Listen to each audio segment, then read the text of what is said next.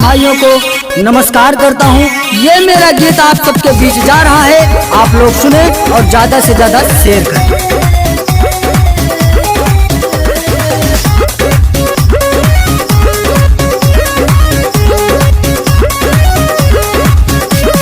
हर माँ का बेटा है, बहनों का भाई, जनता के हक की है लड़ता लड़ाई, जनता के हक की है लड़ता लड़ाई। ए चाची, हर माँ का बेटा है, बहनों का भाई, जनता के हक की है लड़ता लड़ाई।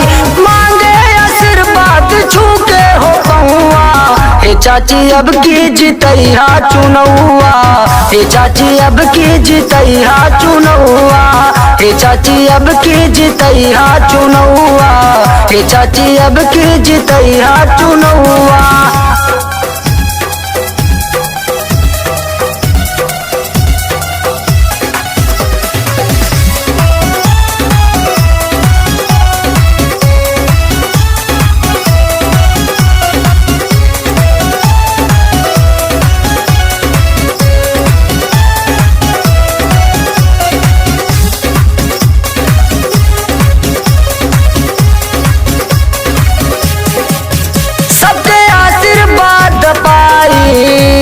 बन के प्रधान गौवा में आई, बन के प्रधान गौवा में आई, सबके आशीर्वाद पाई, बन के प्रधान गौवा में आई।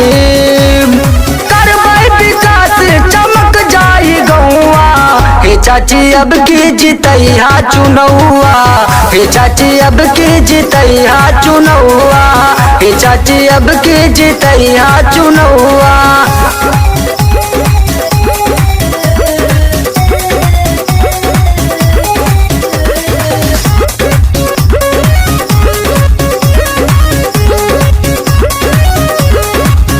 कौनो आफत पड़े दौड़ा आई, सुख दुख में हम सथवा निभाई, सुख दुख में हम सथवा निभाई। कौनो आफत पड़े दौड़ा आई, सुख दुख में हम सथवा निभाई। हाथ जोड़ कहे अपने घर के बेटौआ, हे चाची अब की जितैया चुनौआ, हे चाची अब की जितैया चुनौआ, हे चाची अब की जितैया चुनौआ।